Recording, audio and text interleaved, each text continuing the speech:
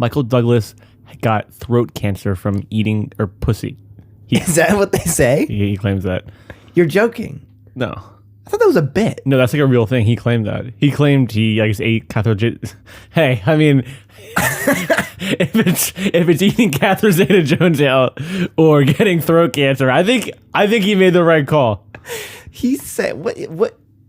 I'm speechless." That's actually like a thing, but they do say earlier there are like some weird studies that was like they're like like cunnilingus has like a higher chance of like throat cancer for some reason. God. Yeah. Anyway. Well, guess what? You're gonna find everyone in this room in chemotherapy pretty soon. We're shaving our heads. It's like John Stamos. Whoa. I just got this Hollywood Reporter thing. Gremlins 3, 2027. Wow. It's official. The Gremlins are back. Warner Brothers, Spielberg, Columbus is returning. And they're going to be CGI, it says, right? Oh, it literally says Warner Brothers is reviving the franchise after decades on the shelf. Wow. Hello. And they've been patiently waiting. They have. If anybody's been patiently waiting, it's the Gremlins. Behind the Gremlins, probably. Yeah. Andrew, a legacy sequel? Oh, I think I've got something to say. And if I don't have something to say, then my name's not Andrew Alego. Oh my God. Andrew was just shot on air. Put your hands in the air. Whoa. Sir, please. What do you want? I want the movies on the shelf. I want them all. I want The Judge. The Judge? I want Pan. I want The Campaign. Wait. Like the physical media? I want it. I need to sell it. I need to sell them. There's not an actual shelf. It's a metaphorical shelf, and it's not real? No, it's not. Then why are you guys always talking about it? Because that's the framing of our show. We put stuff on the shelf. Keep that zoom on. Keep the cameras on. Wait. I need this to go to the top. Bash, what are we doing here? I need the president to see this. I need him to either give me those movies from the shelf or I'm going to shoot the other co-host. No, listen. I'm innocent in all this, okay? It was Andrew's idea to do the podcast. It was his idea to do shelf warmers. You really threw him under the bus quick. He's dead. Still, wait, I think he's dead. His character means something, no? It's his fault for wanting to start a podcast? Maybe I will kill you. Wait, no, listen. Oh, I think I could offer you something else, possibly. I need money. You need money? Should I introduce myself? Yeah, what's your name? What's your story? My name is Figberry Madshine. And, well... What? I watched only shelf warmers, and my girlfriend left me. No. So now I'm gonna destroy the shelf warmers. Wait, listen. We did not tell any of our listeners to actually, turn their whole life into a shelf warmer lifestyle. Like, you can't put this on us. Well, this is not our fault. I can, because I have displaced anger, and I'm not sure where to hone it in, so I'm attacking a podcast. Do you think it's easy for me to get a girlfriend? Look at me. I'm a floating Easter Island head. It was really hard to get a girlfriend. And I was vulnerable for her. I showed her my favorite podcast. And she left me. So I'm gonna kill you. Bash, I'm just gonna try and keep him talking. I need you to call the police. Why is there a sniper in the rafters right now? The police have acted fast here. We're pretty much always on surveillance. We, believe it or not, we get a lot of crazy calls about threats for the pod. Like who? Like who else? There's so many. I can't even name them. But listen, what's been your favorite episode? What's your favorite shelf warmer? You seem like a real fan. John Carter consistently seems to be the one that's brought up the most. I'm not sure why. That's great. Remind me your first name? Figberry. Figberry. I'm talking to camera 1, camera 2. Lenny, push in on me. Okay. These shelf warmers claim to be filmmakers. What have they made? They claim to be critics. What have they reviewed? They're nothing more than that ant on the bottom of my Easter Island head that's floating. Whoa. Yeah, it's pretty coarse under your head. It's a little rough. You should really That's my moisturize. penis you're touching. Oh, fuck. I'm sorry, Figberry. I'm really sorry. Is there any way we could resolve this without you killing me? Yeah, I guess, well, honestly, my dream was to come on the podcast, so I guess I got that. Okay. Because you didn't cut that fucking Zoom, right, Bash? Put that lobster claw down. We're still rolling. We're still rolling. Put that lobster claw down. Don't talk about his lobster hands, okay? Well, I don't have hands, so it's kind of... Wait. So the gun's kind of floating next to me. Are you sure that was your penis? No, actually, yeah, wait, you grabbed my snub-nosed revolver. If you like it, my dad was a cop on Easter Island. Oh, okay. That's also why I have a lot of anger. I think we're starting to get the picture here, folks. You have mental illness. I need help. I need Figberry, help badly. Figberry, do you need a hug? I would love a hug. Give me that fucking gun. Fuck you, Figberry. Piece of shit. Well, as we mentioned, I'm made of stone, so I didn't really do anything, but I still got the point. Are you emotionally dead? Emotionally, I think I'm gonna go to therapy. Okay. Well, listen, Figberry, if we ever produce a physical shelf, you'll be the first person we send it to. And I can take it home with me? Yeah, Bash will collect your info on the way I out. can play with it? Yeah, you can play with it. You can do whatever. Do you also have a Spider-Man Lego? When I was younger, I always wanted that, but it was at kindergarten, so I couldn't take it home with me. I can't help you with that, Figberry. But you Then I'm gonna kill everybody!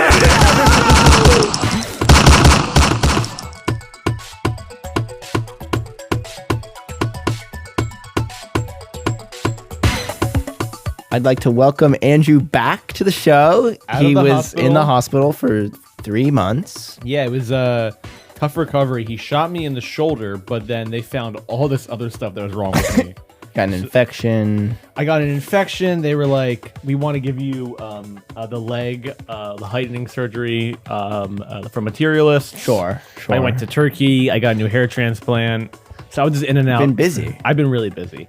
But So we- I look completely different to you right now. Yeah. I'm 6 inches taller, and I have like a disco stew from the Simpsons style fro right now. Cool. Think of like Superbad era of Jonah Hill. Was that his real hair in that movie? Jonah Hill? Yeah. Yeah, I think so. I think it was because he He also had the- that for a couple He had years. that hair in In The Sitter. The Sitter. 1 year off from being a Knocked shelf Up. warmer. Yeah. 2011. I know you're always surfing LB, looking at the 2011 releases. Just I was talking to somebody the other clamoring to day release them. about the podcast, and they were like, you should do The Sitter. And I was like, sorry, it's 1 year out of our range. We can't do it. The Sitter. How many more goddamn Apatow comedy bullshit are we gonna do? Ooh, I want to do Pee-wee's. I want to do... Pee-wee's. Is The Interview a shelf warmer? No, that was... I think it's a shelf warmer. Cultural Touchstone. Cultural Touchstone. It's always like big on Netflix. It's perpetually on Netflix. Perpetually on Netflix. Maybe... what's the one with Rogan and Streisand? Oh, fuck. Definitely that one. The Guilt Trip?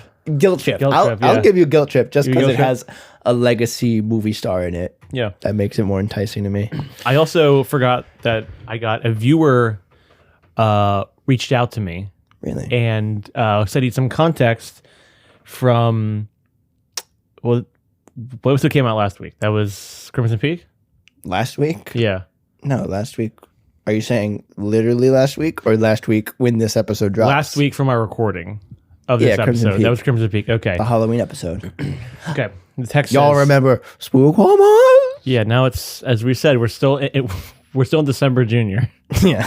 Before we go into Elf Warmers. Yeah. Which I don't know if it's the first time we said that on the podcast, but it's We gonna can be announce it here. Elf Warmers. Elf Warmers next week starts. 4 movies of Christmas cheer. Christmas Or cheer. holiday cheer. Holiday cheer. We're open. Yeah. We're open. I would do a Kwanzaa movie. I would do a Hanukkah movie. I'd be happy to do a Kwanzaa movie. Hollywood's If not one- making them, if, though. if one exists, I'd be happy. All right. So this is in regards to us talking about the movie Trap and how it's the first film from M. Night that was not filmed in Philadelphia and how it's very obvious it's a fake arena. Yeah. This is from viewer John. Warming my shelf right now, and I gotta tell you about the Trap Arena and why it's fictitious. Whoa. Easy answer is they couldn't get the rights to the Wells Fargo Center, which is now the Xfinity Mobile Arena, which I've already been to twice. You saw Lord and Benson Benson Boone. Boone. Yeah. Beautiful, beautiful. Moonbeam ice cream. He was good. However, the fictional arena is on Market Street near Fashion District in Center City. This being where the Sixers proposed to moving at the time of filming. My theory being M. Night was really banking on the team moving from the sports arena complex into the Center City, so his movie would make more sense. I did research into this because I had the same problem with Trap. Whoa. With the Trap arena, because the movie Trap. So I did the research after watching. I said I will bring this up after the next episode. So thank you to John, our very own Deep Throat. Thank you, John. Transformers' own Deep Throat. Mark Felt. That's interesting. So there's an existing arena in Center City? I don't think I knew that, actually. I don't think I thought they were building one, and that was why it was so controversial. Wait, so they did film in Philly? Or no? I mean, maybe they got like some plates or some second unit stuff, but I believe it was mainly shot in Canada. Oh, I see. Yeah. Okay. That makes more sense. Yeah. I guess I might made a bad bet. That'd be the first time. Yeah. The new Steven Spielberg. That was a death sentence. Absolutely death sentence. It's like it's a curse you put on someone. But you can understand why. Yeah. I guess it's just what's with all these labels? Yeah. True. Labels. I will say that it's not a perfect science for picking a shelf warmer. No, I think we got. Look, we're not chemists. It's Nope. not a perfect, beautiful science like biology, chemistry, and as physics. As Figberry, what was it? Figberry. As Figberry said, we're not reviewers. We're not filmmakers. Yeah, look, we are lovers, and we're not fighters. Not fighters. Not fighters. But I think we got pretty freaking close to a perfect shelf warmer for this week's episode. This is a definitive shelf warmer. I was actually describing it to someone, and I was like, we're doing Money Monster this week. And they were like, Money Monster? Which one is that again? I was like, yeah, it's the George Clooney movie with Julia Roberts, and they're at like the news station, and they get taken hostage. And they're like, oh, yeah. Perfect shelf warmer. Yeah. Yeah. So, and then I said that. I said that to somebody too. And they were like, oh, is that like Cookie Monster's cousin? Me want money.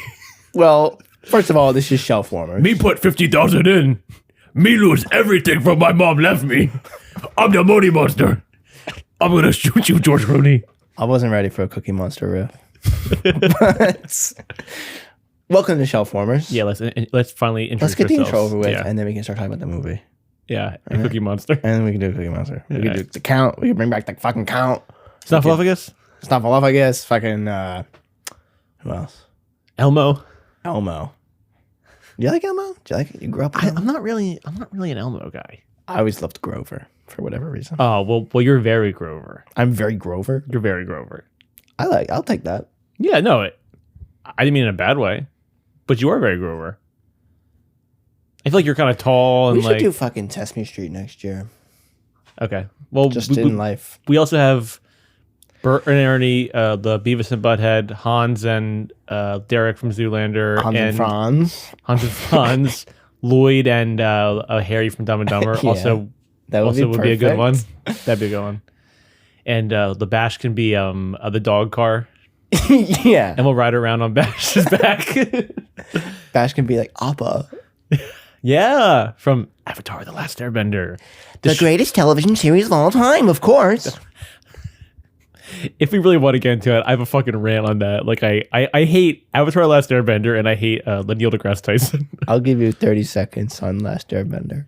I also think I hate that show because I've been over so many people's house. Oh, no. In high school, No. in college. It and never like ends. you have some beers, and they're like, let's put on Avatar: The Last Airbender. And I'm like, I want to fucking watch this kid show at midnight.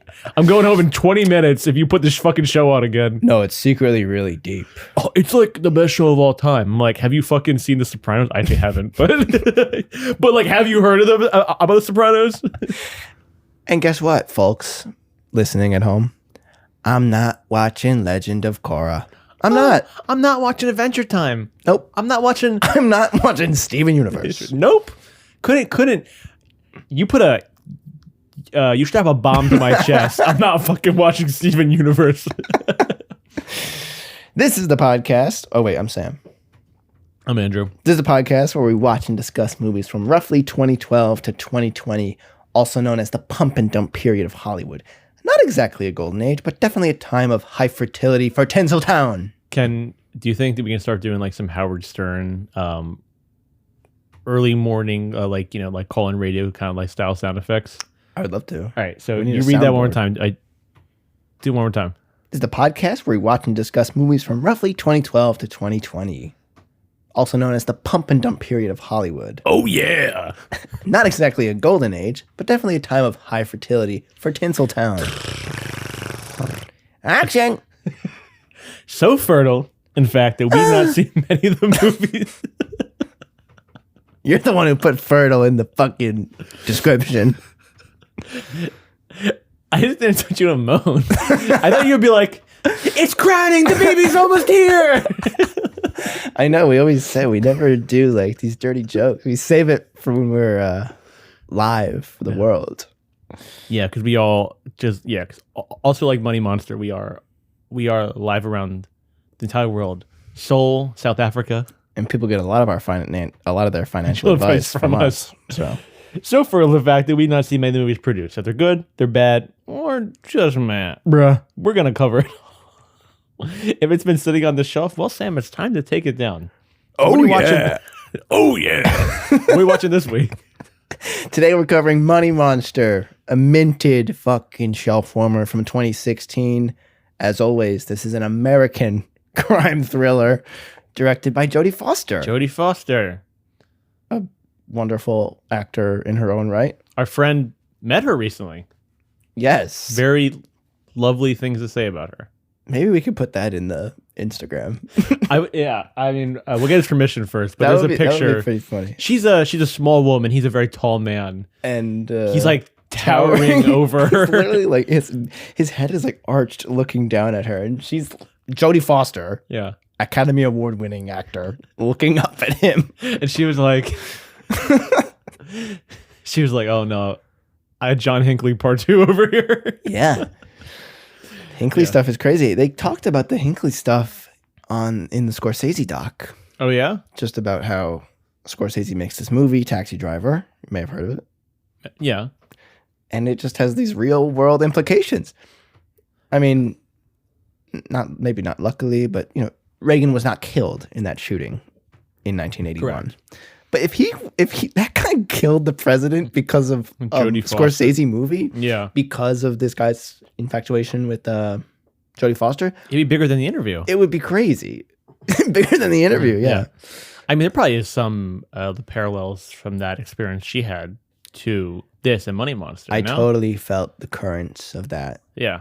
Maybe projected on from Sure. us as viewers, but I was like, she's working through some stuff here. Yeah. Like she goes to therapy and she's like, yeah, I'm working on this movie about this like insane guy who has like nothing to lose and like a kind of like he singles on to like just one person, has a gun, maybe there's an assassination attempt involved. And they're like, oh, so let's work through that. It's a genre piece. Very high concept.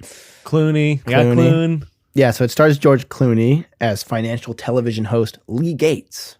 Pretty good name. Lee Gates, yeah. And Julia Roberts is his producer, Patty. And they are put in an extreme situation when an irate investor takes them and their crew as hostage. Yeah. And what do you call someone who takes people hostage? A terrorist? I guess terrorist. A domestic terrorist? Played by a young Jack O'Connell. Doing a crazy voice. Yeah. I don't even know what the voice is in the movie. He's like talking like this. Yeah, it's like kind of Queens, but also the Irish like bleeds through sometimes. Yeah, kind of bleeds through, which is fine. Yeah. Because then it kind of almost sounds like he's like a Boston fucking Irish guy. He does sound Boston, yeah. You kind of can't get too hung up on the accent work. There's weird voices littered throughout this film. Mm-hmm. Shelf Warmer's second appearance for Dominic West. What, John? Was he in John Carter? He's John Carter. He's the villain in John Carter. Yes, Dominic West and John Carter. I kind of don't like him. I don't like him either. I don't think he's a good actor. I don't think he's good in this. I don't think he's good in John Carter. I've not seen The Wire, which I know he's like. Is he like one of the main guys in the Yeah, Wire? he's like one of the cops, I think. Oh, I'm sure he's great in that. Yeah, he probably is fantastic. Do you know about him and Lily James? What? I think they played like father and daughter in something and then like had an affair or something like that. Ew. And there's this really funny, famous picture of him cheating on his wife. Yeah, what is that? I don't think I've seen that. So there's a famous picture of him, I guess, in between like set or whatever. They were like on a picnic or in the park, and they were like kissing in the bushes. And there's this really famous picture of just the bushes, and then his head sticking out when he sees the paparazzi. Oh my god! Also in the film is another TV giant, Giancarlo Esposito. Yeah, who's completely wasted in the film.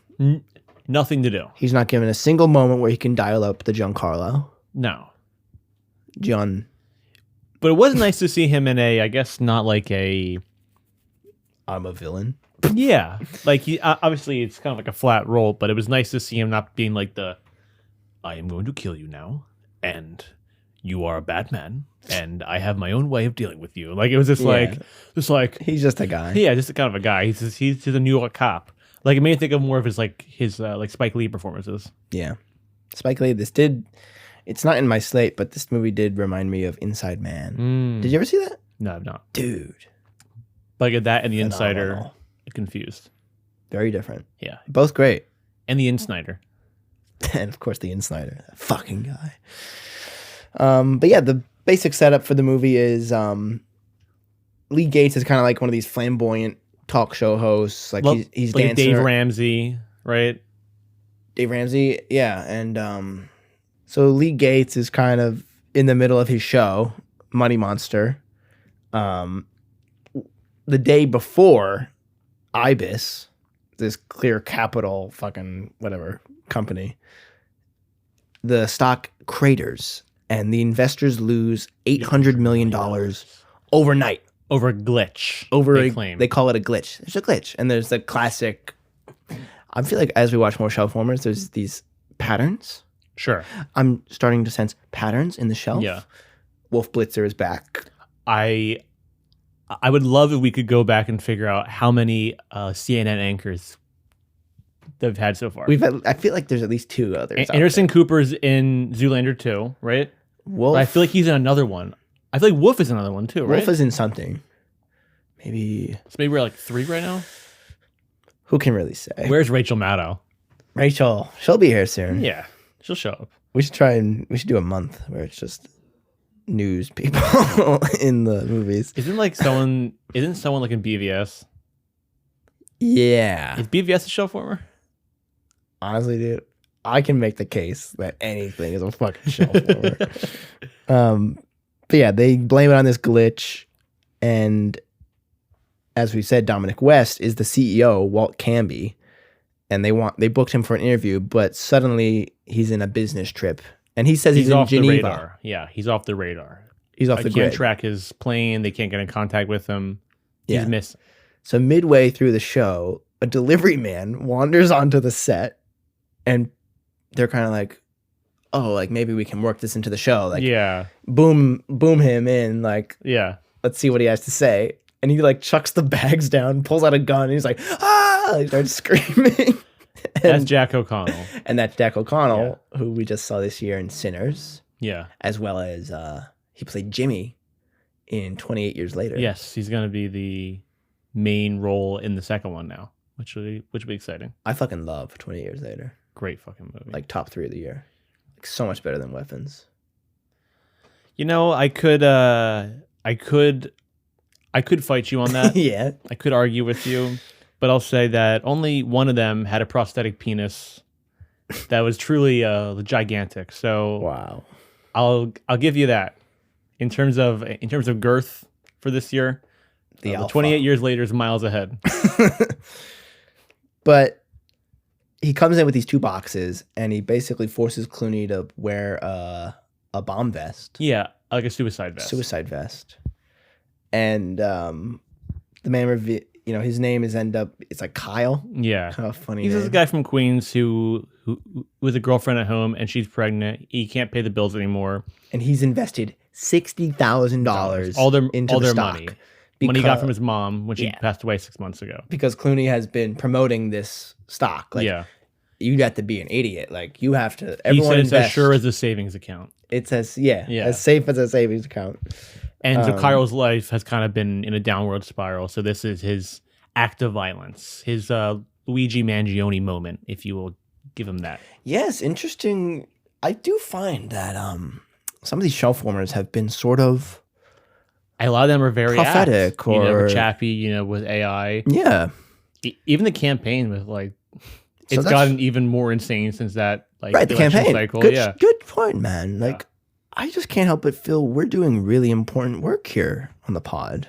Yes, we may have not made a film in a year and a half.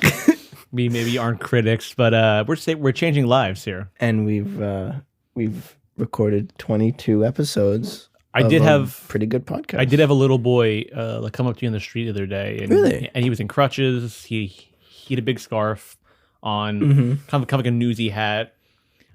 I think his name was Tim. Yeah, and he kind of wobbled up to me and said, "Because of shelf warmers." Sorry, let me do his voice. "Because of shelf warmers, my family could afford the Christmas goose this year." and I pushed him over and I said, "Well." You pushed him over? I pushed him over and I said... You fall down? I said, well, you better tell your friends to listen too. I don't want just the family. I want the friends. I want relatives. I want, sisters' boyfriends listening, Yeah. Because that kind of is our target audience, sisters' boyfriends. Sisters' boyfriends. No girlfriends. Our own girlfriends don't listen. This breaks my fucking heart. I was like, you couldn't even just hit download on an episode once in a while. Yeah, could have added to your library in Spotify. You're going out, press play. Yeah. Before you leave. Yeah. Make a playlist. Turn your phone off. Make a playlist of all the episodes. Yeah. Put it on a loop. Yeah, and turn the volume down, put it in your back pocket. Yeah. Go out. Oh, yeah. That's even smarter. Mm-hmm. Volume down, back pocket. Mm-hmm. That actually goes for everyone listening. Yeah. Now I feel like we're kind of like Clooney. I need you guys all to listen to Shelf Warmers on mute, on repeat. What is my life worth? What is my life worth? Yeah. I mean, I would say if your grandma or grandpa has Amazon Alexa or something like that, just to say, hey Alexa, play Shelf Warmers on Spotify. Just leave it. They won't know how to turn it off. They'll run through the entirety of our 20 episode podcast run. Not found. Too obscure. Too lowbrow. But also, like Money Monster, I searched, so this morning I was going to watch it. I searched money. Many things did not show up first. It was Money Ball, Money Heist. It took me a while to get to Money Monster. I was like, that's why it's on the back of the shelf. Back of the shelf. Hidden. Warm as hell. Yeah. Do you remember this movie coming out? I do. I think I definitely was aware of Clooney because I saw Tomorrowland. I knew him from Batman and Robin. Those are probably my main Clooney references at that point. I mean, we were pretty old at this. You're making it sound like we were 9 years old. Oh, I know, but what else was I seeing Clooney in at 14, 15? You know what I mean? Yeah, I guess not. I watched Monuments Men, I guess. I saw Monuments Men in the theater, which we will definitely get to at some point. I watched it on home video, but what other he wasn't really doing movies for 12 to 14-year-olds in this period. I was actually going to make a point here. Is Clooney secretly the most famous shelf warmer actor? Because if you look at the fucking movies he makes in the shelf warmer era, it's all bullshit. Well, he was riding high for a very long time. But even my take is kind of maybe he's not all that. Especially as a movie star? As a movie star. I think he was. He just did Wolves. He did Ticket to Paradise with another reunion with Julia. He loves her. He does. And there's a beautiful moment. I'm going to spoil it. There's a beautiful moment at the end of the film where he kisses her on the head. It felt very real. Yeah. It's beautiful. The same thing. Wait, so they did the Ocean's movies. They did this. They did the Ticket to Paradise. So they've done, 5 movies together? I was watching this movie with my twin, and I turned to them halfway through. I was like, how lucky are we that this movie is starring 2 of the biggest movie stars? Yeah. But if you look at Clooney in the shelf warmer era, Tomorrowland we covered, Monuments Men. He's in Gravity for like 2 minutes, and he directed Suburbicon or whatever the fuck that movie was with Damon. I really want to do Suburbicon.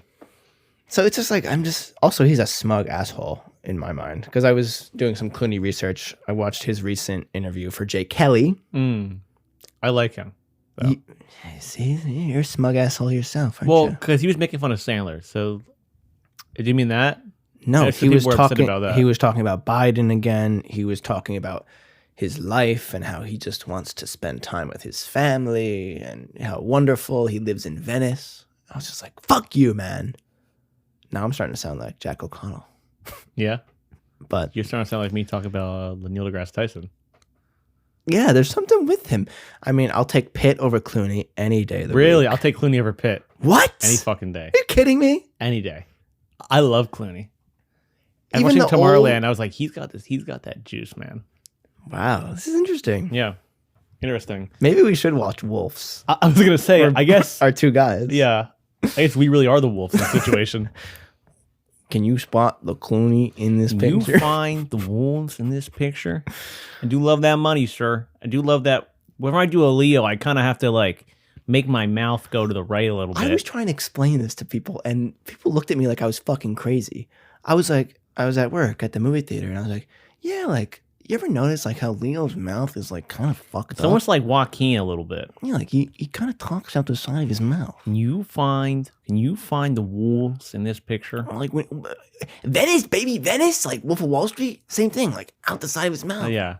Where like Joaquin just is like just kind of always mumbling. It's like Yeah, Joaquin just has a weird mouth. Well, he's got that. And I don't mean the cleft lip. I just mean like, which is also pretty cool. Especially in It's the very master. distinct. Especially in the master in 70 millimeter, you see every detail of his face. And it's Yeah. gorgeous. yeah, he's a handsome. He's man. like a fucked up Montgomery Clift. Anyway, I felt like this was going to be I almost like this was not written for Clooney. I feel like this was written for a very specific actor, and I'm curious if you had the same thought. he did seem a little out of place. I thought it was written for RDJ. Ooh. Didn't this absolutely feel like an RDJ role? This would have been if it was RDJ and Julia Roberts. Because I think that RDJ is. I know you just said that Clooney's smug, but to me, RDJ is the smuggest man alive. And Well, there's a difference. Clooney is smug. RDJ is smug, but you love him. yeah, and I don't know if Clooney's really good at playing smug. I feel like Clooney usually plays not like vulnerable characters, but there is a vulnerability to it that I don't know if RDJ usually is tapped into. I actually don't know what I'm saying because I just watched The Descendants recently and I fucking loved Clooney in that Yeah, movie. see, you know what I mean? But I feel like Clooney's that like 60 Minutes interview really rubbed me the wrong way, I think. But Descendants is like great. Clooney knows he's handsome, but he's really not like an asshole in his movies. Like he's maybe a little bit of like an ego, but he's not like a bad guy. Where I feel like RDJ can tap into that like smug asshole energy so much more. He definitely comes off as a dick in this movie, which I don't think he has to stretch too far to do, as I've explained so far. But Well, he's actually here right now. If you want to tell that to his fucking face, hey, why don't you go back to Venice, Clooney? he slaps you. Keep my wife's name out your motherfucking mouth. Keep Amal's Amal. Yeah. Yeah. Name out your motherfucking mouth. Yeah, but so the basic kind of structure is it's them uncovering this really obvious like mystery of like Yeah, there's Where a did the money conspiracy go? afoot. where did the money go? How did it happen? Because that's all He wants. Jack O'Connell wants. He, He wants to know, answers. He wants the truth. and he wants an apology pretty much for him getting fucked over by this big corporation. It is a very prescient film. Yeah, and they kind of they go from the studio and then they kind of go to finally meeting the CEO, and then Yeah, they find out where the CEO is, which is in Johannesburg, just like Chappie. very it's tied to Chappie. Maybe they're in the same universe. Is that how we string each movie together? So it's like, Chappie's set in Johannesburg. So then we go to Money Monster, which is set in New York. New York, Then we do, Monuments Man.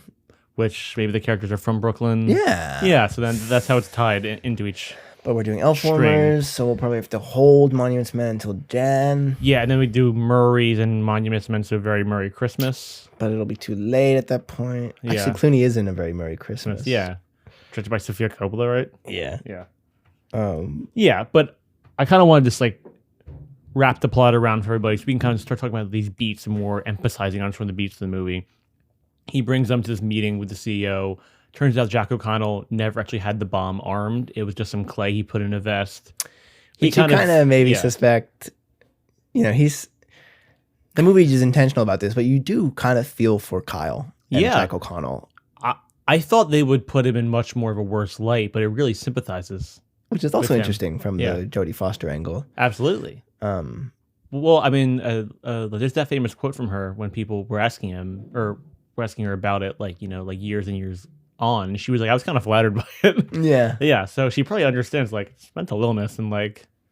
So Jack O'Connell's point is he just wants an apology. So he gets kind of a confession of sorts from the CEO, Dominic West, because his whole scheme was that he put these laborers and the miners in South Africa on strike. Then he bought a bunch of stock with the $800 million in that company while it was low because they were on strike. But then the union leader would not actually compromise Mambo. So, which is kind of like a clue. Yeah, halfway through the movie, Mambo. Who's Mambo? What's Mambo? Mambo Italiano. Yeah, which is Stephen weird. King's favorite song. Which Mambo is number weird. 3. Is that true? Yeah. But Mambo Italiano, side trivia here, is sung by Bruce, fucking George Clooney's aunt. Bruce Clooney. What the fuck? I'm having a stroke right now. Is that Miguel Ferrera's mother? George Clooney's aunt was a famous recording artist in the 50s. And Clooney only met her like 3 times. But she recorded that song quite famously. Interesting. Yes. But yeah, so the workers stay on strike, which is why the $800 million was not returned. It was lost because they put that money away, and the stock stayed down. Yeah. So the Jack O'Connell gets that answer pretty much out of him, and he admits what he did was wrong. At this point, they have left the studio with one camera filming them. They're still live on TV. It almost has like a Truman Show aspect where there's shots of people in bars watching the show, tuning in to the fiasco. Another great part throughout is throughout the whole movie, Julia Roberts as Patty is producing the hostage crisis. Yeah. So she's like moving the cameras around, fixing the lighting, making it look good. They're making sure that when he first kind of takes the studio hostage, they get him mic'd up. Yeah. And he's like, whoa, what are you doing? And like this guy's approaching him with a lav. And he's like, but he's kind of like, Jack O'Connell is great in the movie because he's kind of like, oh, okay, all right. And he kind of puts his hands up and lets the guy tape the mic on. Because like he just wants to talk. Yeah. He's like, he also really hasn't like thought this out. And he was also banking on the fact that the CEO would be in the studio for the interview. So we'd have both the guys. Because he blames Clooney for encouraging him to buy the stock and obviously the CEO. Yeah. And also Clooney's like a rich douchebag. Yeah. Like a smug asshole. So they get the CEO to go to the Federal Hall National Memorial, which I guess is near Wall Street or something. Yeah. So then they take one camera out of the studio, like a live feed, and they go into the elevator. They go onto the street. Lenny. Yeah, it was a great character, Lenny. All of the crew members are very distinct. Like there's the guy with the ponytail. I love the crew. There's the guy. There's the 2 guys in the control room with her. It's the black guy and the older guy who are both like great. Yeah, kind and of you really feel this work camaraderie, broadcast news type thing. But then they take it to the street and they're walking down, a street in Manhattan. And it's great because Clooney has the suicide vest on, Jack O'Connell has the gun, and the street is lined with cops and spectators. And they go down to Wall Street, and it really does feel like this sort of climax of the film. Yeah. And all New Yorkers are like, fuck you. Or like, keep going. Right, of course. You could almost see the Kyle character becoming like a folk hero. Yeah. An urban hero. Absolutely.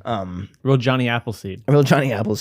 And then they see Dominic West almost won't budge. He won't really say what he did was wrong. He will not incriminate himself. So then eventually he's like, he gets the bomb vest on him. He's He gets like- threatened. he's like, yeah, I was wrong. I was wrong. And then that's kind of all Jack O'Connell needs. We kind of like And he has, drops the whole movie. He's holding the detonator. the dead man switch, which is why they can't kill him. Yeah. So he like drops it. He's kind of like like the Clooney. Clooney's like, no, and then they shoot him square in the chest, like right in the heart. Brutal. He's dead. But And you're supposed to feel like Clooney and him are like buddies, which to me doesn't. I think that works. I think by the end, Clooney's by kinda the like, end you feel it, but I don't buy Clooney in the end being like, oh my god. No, it's kind of like the screenwriting. It's kind of which I feel like this happens a lot too in our shelf warmer. It's like the lazy screenwriting thing of he's a shitty guy. He goes to this traumatizing event. He judge. learns empathy, which to me doesn't really work. I buy the Julia love- Roberts. Yeah, Julia Roberts and him. And I do like Clooney and him and Kyle building this camaraderie, but when Kyle is shot in the fucking chest and dies, once Yeah. it escalates to that, I don't buy Clooney, who's in the beginning of the film trying to get erectile cream, Yeah, and now suddenly he's like, "Oh, my friend, the hostage taker, is Yeah. dead." It's like, okay. it's like Stockholm syndrome. But I do love that moment when he kind of looks at Clooney and chucks the detonator. He knows Yeah. he's going to get killed because, again, the suicide vest is not real, but No. everyone thinks it's real. So when he The chucks it, second- everyone's like, "Oh my god, it's gonna blow up," and then Yeah. it's pretty tragic. Yeah, actually. and Dominic West gets really scared and falls backwards, and like that becomes a meme. So, yeah, so I love yeah, the what news is- footage of that. It's Yeah. like intercut with all these like things from pop culture. He's like, "Oh, is it in the Julia Roberts scene at the end where they're like, oh, you're trending on Vine or whatever?" Yeah, on Vine. Yeah, which, Vine. Yeah, which I guess was probably filmed like 2015. So it's kind Yeah. of funny to think about. Like, wow, this really was like a different time period. Which is what we always go to. This is even before Trump got elected. This came out in May. Yeah, May 13th, 2016. yeah. Opened Again, this. I think it is pre-Me Too, which is kind of interesting with, again, this erectile cream. Yeah. This opened also against a High Rise, The Darkness with a Kevin Bacon, and A Bigger Splash with Dakota Johnson and Ray Fiennes. I mean, I've seen A Bigger Splash, but I don't know what the fuck those other movies are. Oh, The Darkness, I remember this Kevin Bacon horror movie. It was kind of nothing. And High Rise, I think it's Luke Evans. So all these kind of like nothing films. That Shelf-warmer. Shelf warmers. But it is kind of funny to watch this news anchor get one of his producers to test out this erectile. It's like a huge part of the movie. Yeah, this guy tries this rectile cream, has sex with someone else who works in the building, and has he's a raging boner. He's having I was sex kind of with hoping this he would girl. have it for the whole movie, and they would show him like, you know, Clooney? no. I was Oh, the the producer. producer. Like he'd Yeah. be like, I gotta run to the SEC, and he'd be like, just have a boner the whole Well, time. that guy actually ends up getting shot, which He is does pretty get fucking shot, yeah. crazy at the end. He tries to put a wire into Clooney's ear so he can hear Julia Roberts while they're walking down the street to the federal. It's that Building. classic thing of the anchor and the producer in his ear. Yeah, And like I said, it's great with Julia Roberts and Clooney. because they also just have that built-in chemistry where it helps that they have this 20-year, working relationship, that they kind of do have that chemistry. And there's this whole... I really like this movie. Like, the dynamic between the two of them, the dynamic between Clooney and the Kyle. Yeah, and also the crew Yeah, and the crew. feels so real and alive, and they're like just trying to do their jobs. And you find out this thing at the end where Patty, Julia Roberts, is planning on leaving the show. Yes. And Clooney doesn't know about it. And then in the middle of the drama, the stakes, he's like, yeah, I know, she's leaving. Like, oh no, like Yeah. he knew the whole time. But then at the end in the hospital, because I guess Clooney needed to get patched up a little or something. Or no, Yeah. they're in the hospital visiting the erectile cream guy who got shot. He got shot, yeah. And that's when they have that tender kiss on the head. And Because Clooney never has a night in. That's kind of an early plot. Is Julia Roberts is like, you just want to like have you stay home tonight and like eat some takeout food in front of your TV and wear pajamas. he's like, the idea of takeout and TV, like, you ought to just sharpen a fucking pool cue and shove it in my head and fucking stab me in the brain. Like, he's just completely... Really a normal reaction, dude. yeah. But then they have that sweet moment and they're like, well, what are we going to do this week? What's our next show going to be? Yeah. So they're back. Because it is like an overproduced, almost like a variety show. He comes out and dances. He does not look good as dancing. No, he does not look good. He's also like a little chubby in this, I feel like. He's not the sexiest he's been. I think he looks good as the his hair looks anchor guy. Yeah, his hair looks great. Trivia. Bing, bing, bing. Trivia question for you, buddy, old pal. Sure, hit me with it. Do you know the type of gun that Kyle has in this film? Do I know it? Can you name the gun? Is it a Colt? No. Wait, is it a pistol or revolver? I actually can't picture right now. It's a Beretta 84 BB. There you go. You just found out in the movie trivia? Yep. Does that have like some significance? Like, is that what he shot like Reagan with? That'd be cool, right? Yeah. Maybe. Yeah. Let's go with that. Let's go with that. We're gonna say that's a fact now. You can bet on that more than a savings account or whatever. But I like all these, like, you know, like they have a hostage negotiator at one point who's like, I bet this guy's a loser. He's a loner. That guy is a guy. But a loner. I lives with his mom, and it's kind of like this fun beat, and he's all wrong. So I feel like you do get a couple characters who get their moment, like, you know, like Lenny the camera guy, like he gets to go with them. It's weird that like these small characters get like bigger moments than the Giancarlo, who's like third build in this movie. You'd hope he would kind of come fourth in. build. But there's a lot of great. This movie is kind of cool because it balances all these different tones. Where there's this kind of comedic stuff with Julia Roberts and Clooney, and again, back and forth, the like producers, Sorkin-esque the crew. kind of like definitely Sorkin-esque. But then there's some real moments of suspense.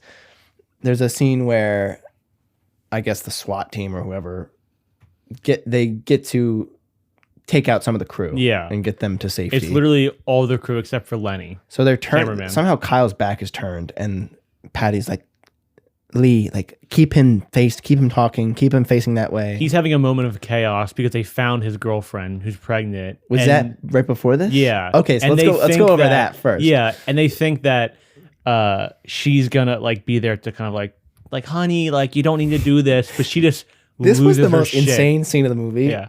It's actually unbelievable how fucking crazy it is, but it's hilarious. So it's revealed that she's pregnant. They bring her into the studio. They get her on camera, get her, you know, a live feed of her talking to him. And again, like you said, they think that she's going to be very supportive and kind of talk him off the ledge, so to speak. But that's not what happens. Which is like a real, like a New York, like abroad, a moment. But that's not what happens. No. Like, you know, she's not tame. She's fucking pissed. She's fucking pissed at a fucking stupid... Actually, I'll clip it. We'll put it in because it's so fucking outrageous. She's like, you're a bitch. You should kill yourself. You cry during sex. You cry during sex. Like... You are such a fucking failure, Kyle. You know that? You have always been such a fucking failure. You sat down in the basement all night reading your fucking books, thinking you were some kind of a smart guy, but you aren't. You fucking aren't. And now you go and you do this? You blow all your mother's money like some kind of a halfwit, and then you come in here with a fucking bomb? Turn it off. You hardly even know how to use a screwdriver. That is how useless you are around the house, and now you're going and you're building fucking bombs? Since when did you become such a man all of a sudden? But you're not a man. You're a bitch. That's what you are. You hear me, Kyle? You are a bitch. You cry when we fuck. You pasty little bitch.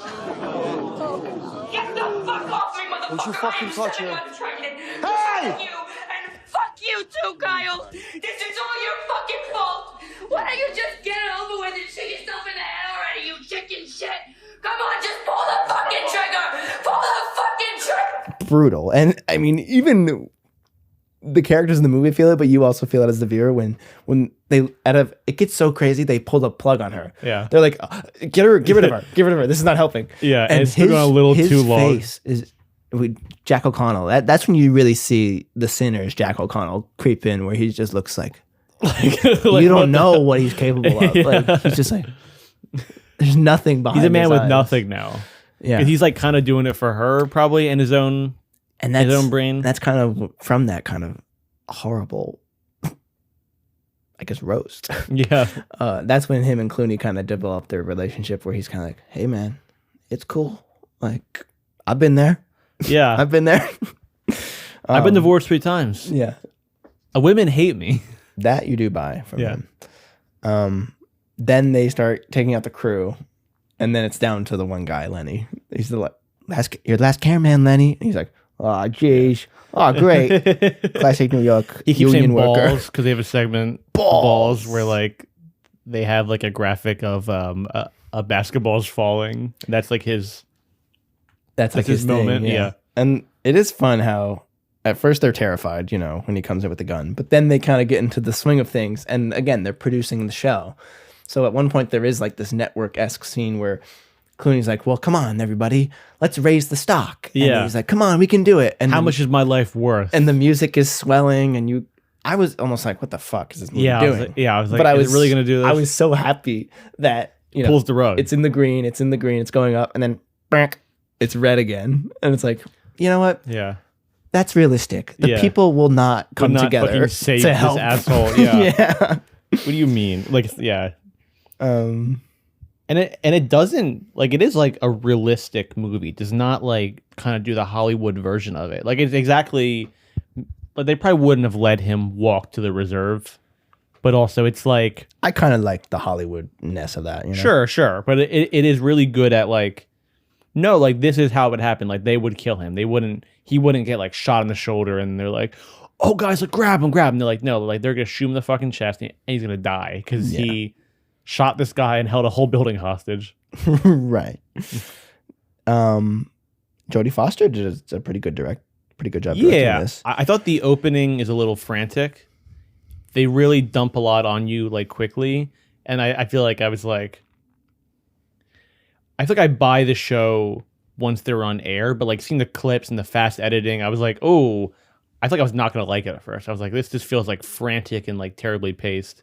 It's also short too. And maybe they had a lot more in the opening. They were like, let's cut this down and keep it tight. It's a beautiful one. I think the whole movie is in real time. Maybe not. I would assume so. Yeah. Feels like it. Yeah. It's cool. It feels like it. This is like her fourth movie she's directed. What else has she directed? She directed like an indie thing in 1991. She did a movie called Home for the Holidays, which I'm now gonna watch because apparently it's a Thanksgiving movie. Oh, so I'm gonna try and rip that one. But most interestingly, she directed this movie called The Beaver from 2011. Huh. With Mel Gibson. A troubled husband and executive adopts a beaver hand puppet and as his sole means of communication, kind of like Uncle Joey in Full House. And it's Gibson and Anton Yelchin and Jodie Foster is also starring in it. Yeah, and she was like Jennifer Lawrence. Huh. She was like, yeah, Mel, I got this film. It's called The Beaver. And he's like, I don't know. He's like, is it a sex movie? It's like, no. Didn't he say some other crazy thing recently? It would not surprise me. He's doing Passion of the Christ too. Oh, right. That must have been part of it. With like a Swedish guy. Is Hacksaw Ridge? That's not a show former. No, that got nominated for a bunch of Oscars. It made like a ton of money.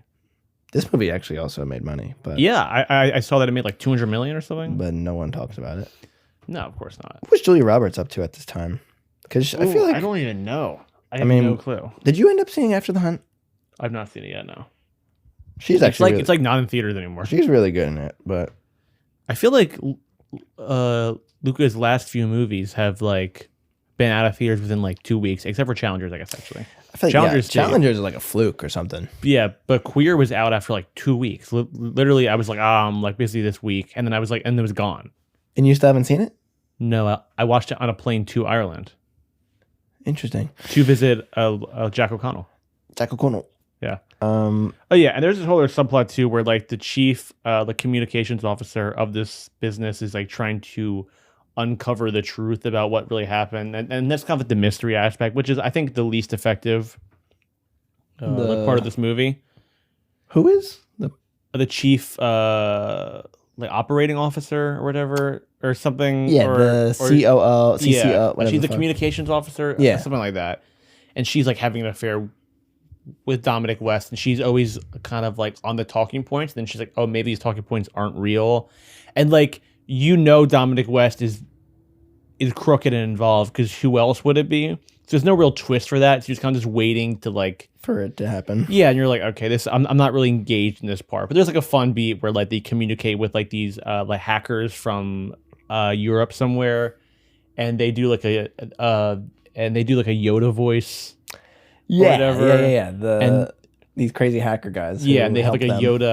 Yoda like voice changer, and they kind of help to uncover the mystery of why he's in South Africa. He's meeting with the Union leader.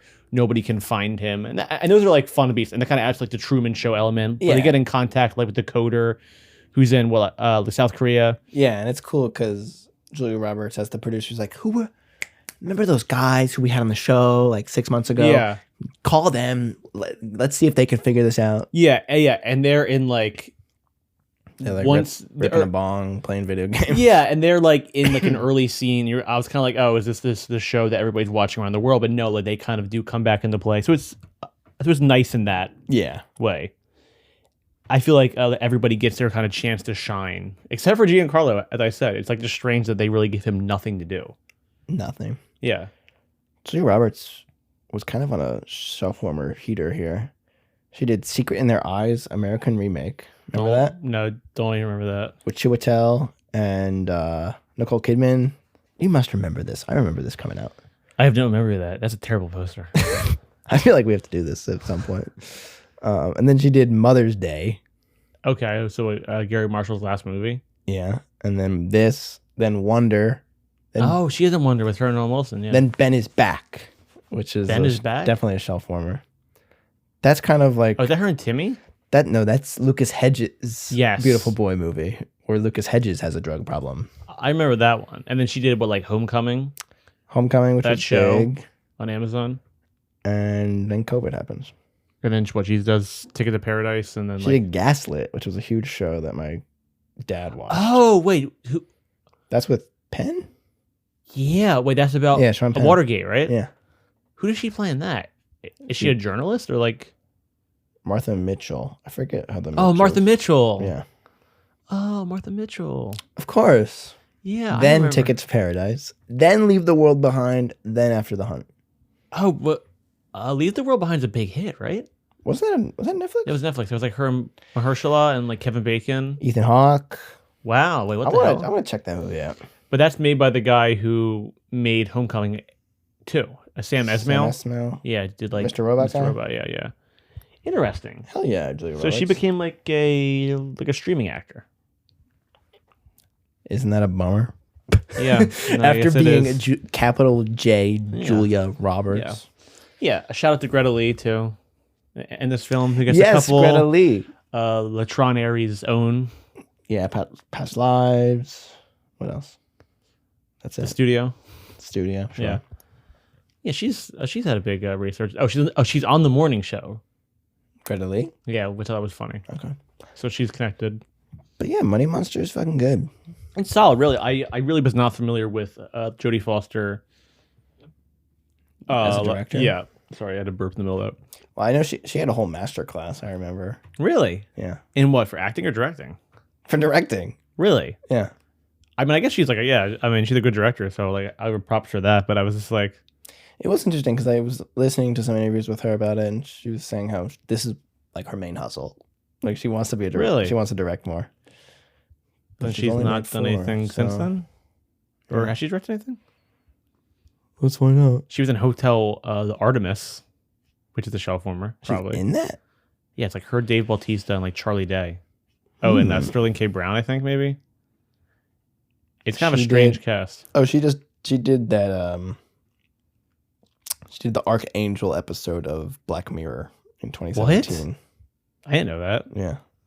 Weird. No movie since then. Very weird that she directed an episode of Black Mirror.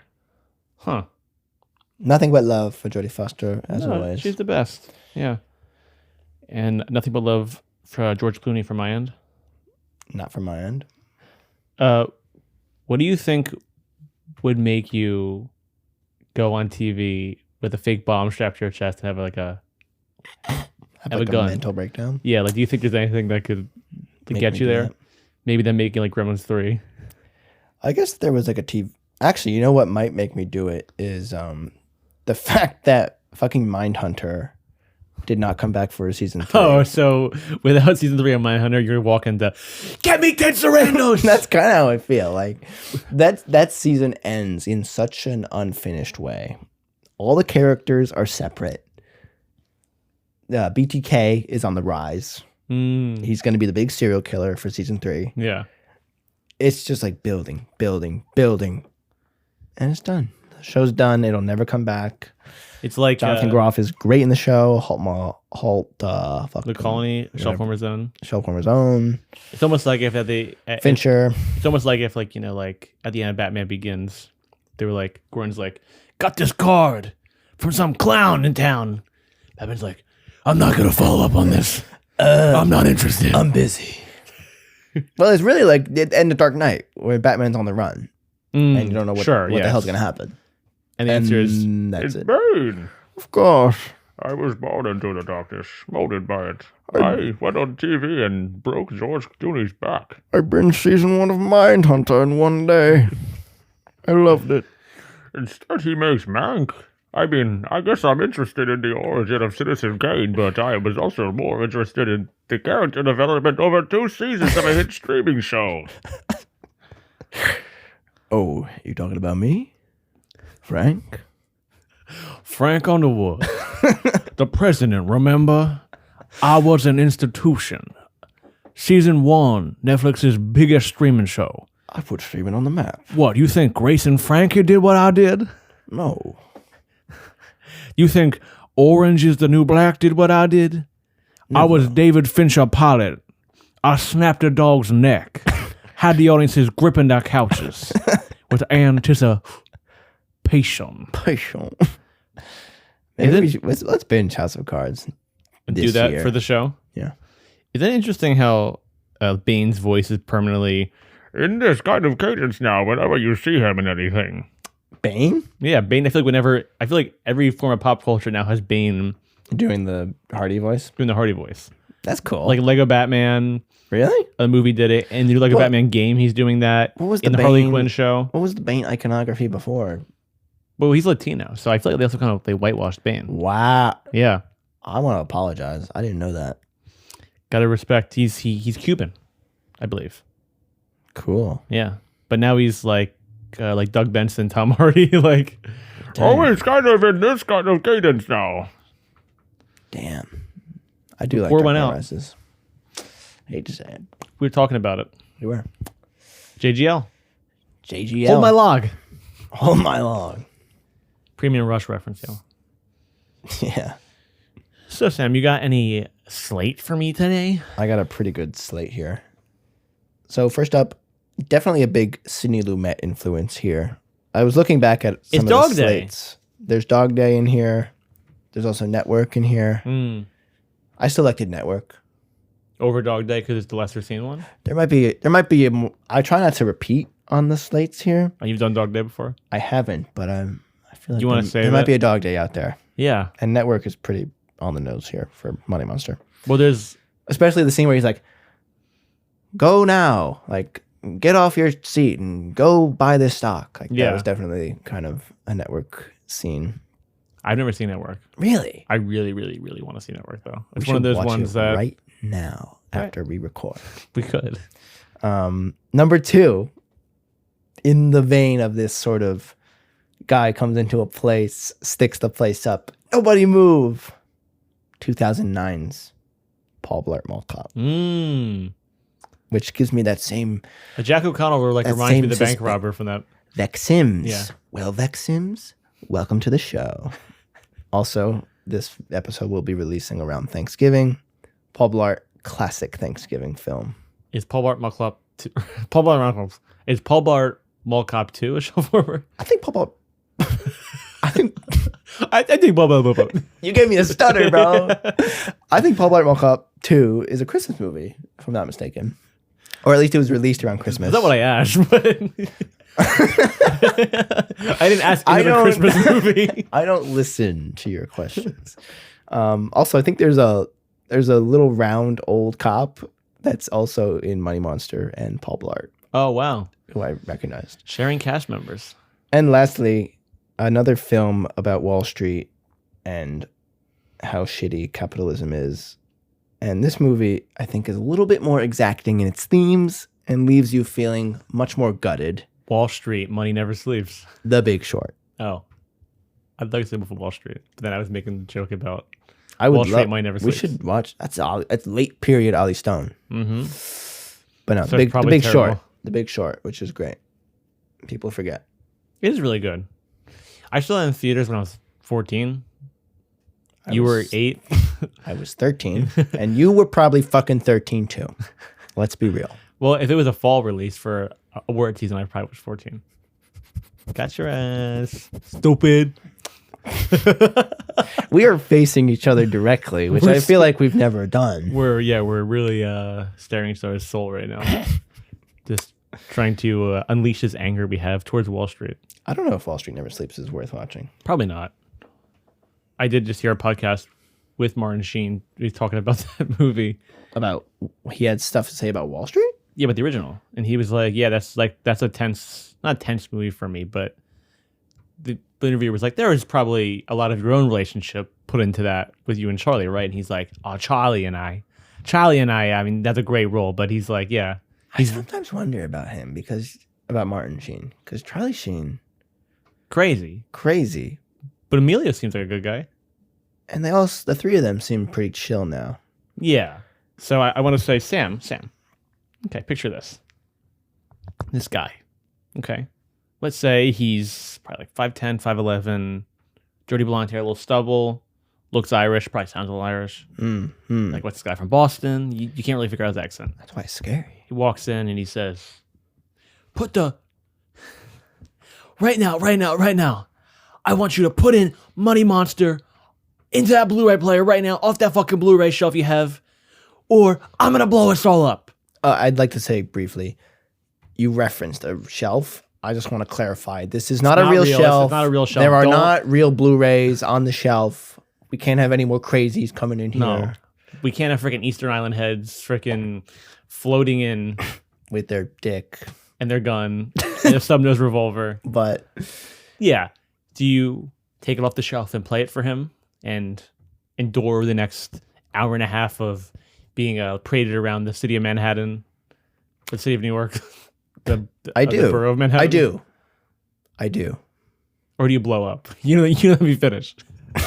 Or do you fucking blow up the whole building and kill Bash and I? This movie is not worth blowing up for. This is worth watching. Yeah, absolutely. What about you? I was really surprised by this. I picked it with you. You gave me some options for this week, and I was kind of like, I'm not like super interested in any of those, but like Money Monster, I think is apt, especially for After the Hunt. You weren't and interested in any of my suggestions.